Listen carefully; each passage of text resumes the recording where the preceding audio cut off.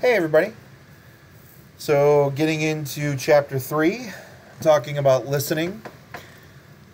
One of my favorite cartoons is on the front of this page. Now and then I announce, I know you're listening to empty rooms. If I'm wrong, no one knows. If I'm right, maybe I just freaked the hell out of some secret organization. I think it's cute. I think it's funny. But it doesn't necessarily discuss what we're talking about, which is listening. But I know you're listening, so here we go. Listening process. First thing we need to talk about. Listening makes up 45 to 53% of our communication. And if you think about that, that's half. That's how much you should be listening. A lot of people maybe don't do that so much. Maybe they have some problems with that 45 to 53%. But that's what you should do. 45 to 53% of the time, you should be listening. You shouldn't be talking. Hearing is physiological, but listening is much, much more than that. Yes, hearing is actually a step in this process.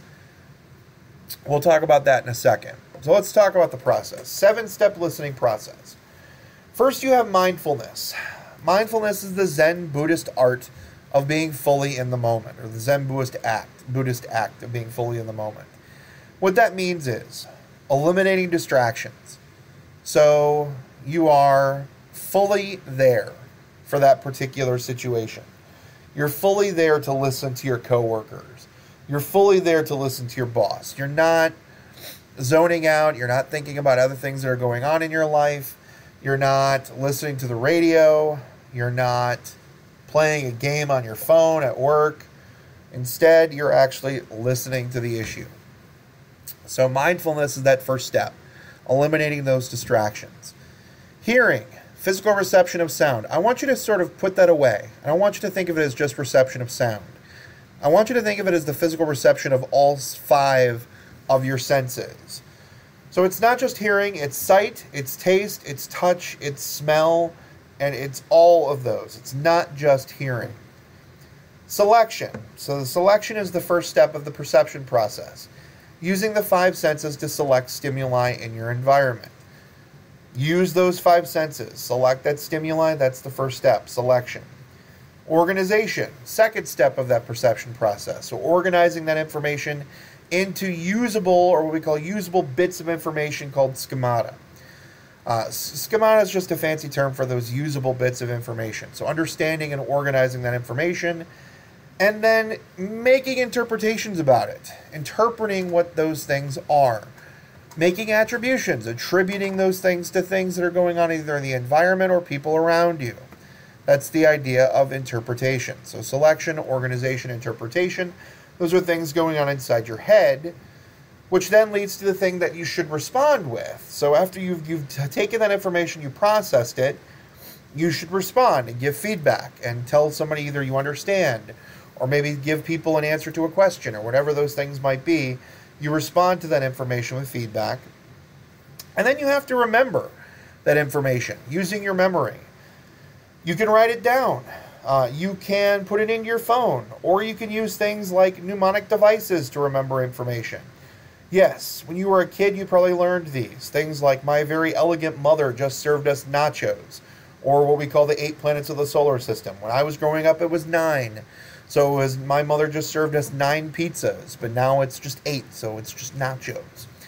To remember those 8 planets of the solar system, you can also use other things like Roy G. Biv, the colors of the spectrum.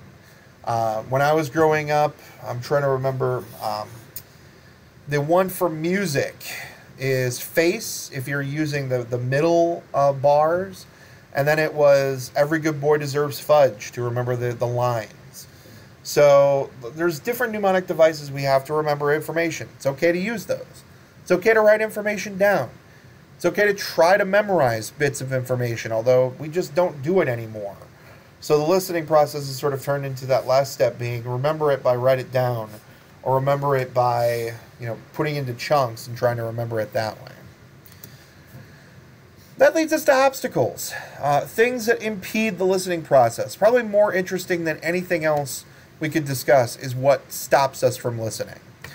So some external obstacles. First of all, the idea of message overload. Too much information. We can also call it information overload. You have to screen that information around you so that you're not taking all of it in. Your brain can only process so much. Message complexity. Not only can your brain only process so much information, it can only process such complex information. Usually these two go hand in hand. Overload and complexity tend to be combined. You get too much information and it's too complex and you can't put the pieces together in your head. That causes an obstacle. You don't want to listen anymore. Noise, actual external sound, trying to reduce those types of things are also called interference. Those are some things that you also want to try to get rid of as much as you possibly can to try to be able to listen to the entire message. Some internal obstacles, things going on inside your head. Preoccupation, being absorbed in your own thoughts, problems, and concerns. You got into a fight with your significant other last night. You have a test coming up.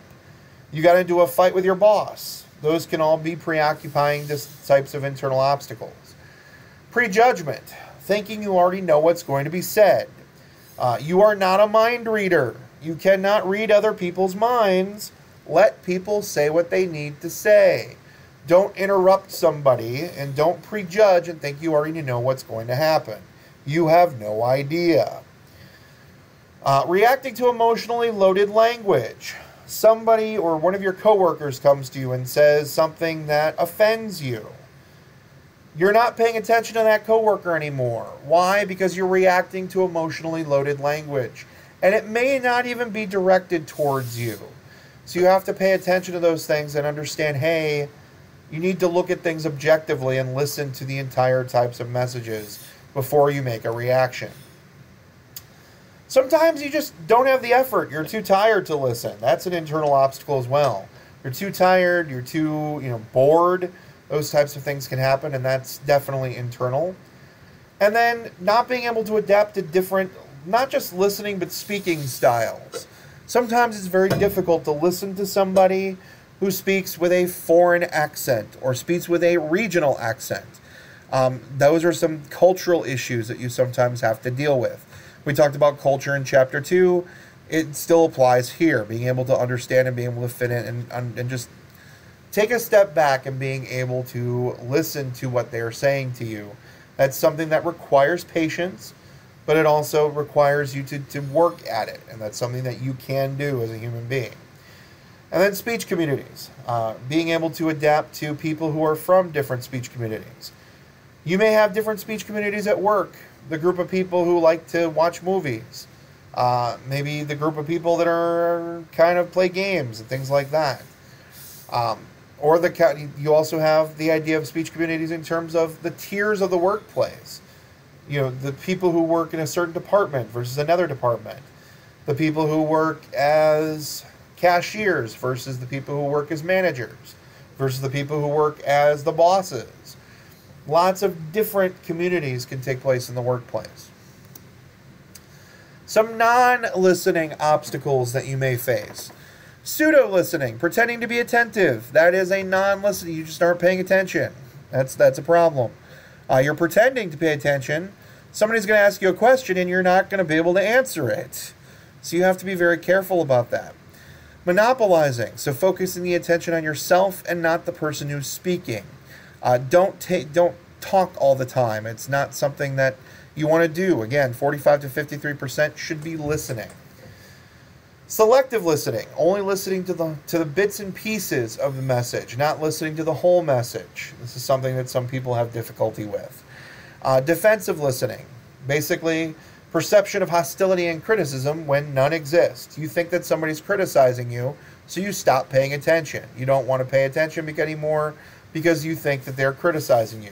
They may be just trying to help you. They may be giving you constructive ideas, but you don't want to listen to it because you think there's hostility towards you. You think that they don't like you, things like that. Ambushing. This is something I actually teach my debaters to do, but it's not something you should necessarily do in the workplace, and it's definitely not something you should do in interpersonal communication, is listening attentively with the intent to attack or harm the other person. Now, I don't want my debaters to harm the other person except for harming their arguments. So I'm not, telling people to go out there and, verbally kill people. It's not what I'm trying to do. But I do tell people, hey, you need to listen and listen to everything they say to be able to attack them later.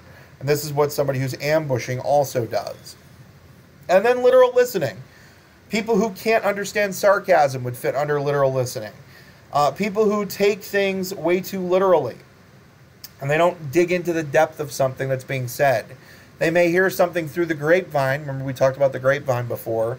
And they may take it as being fact, and it's really just something that's a mythos or something that's a fake thing that's out there, and that becomes a major problem. So literal listening is also an issue, and a non-listening issue that we have to face. 4 different types of listening, or 3 different types of listening, but I'm going to break one of them down into 2. You have listening for pleasure, so entertainment listening. Listening to music, movies, things like that, that would be listening for pleasure. Listening for information you could break down into 2 categories. One would be comprehensive listening. So listening to everything, listening to the whole message, listening to every bits and pieces of it. And then you have critical listening. Now this is different than the issue we talked about before. Critical listening is listening for the most important bits of information and sort of weeding out all of the other stuff. Remember, we talked earlier about some of the issues with listening. We talked about the issue is not listening to the whole message. Sometimes you can't listen to the whole message. Sometimes it's too much.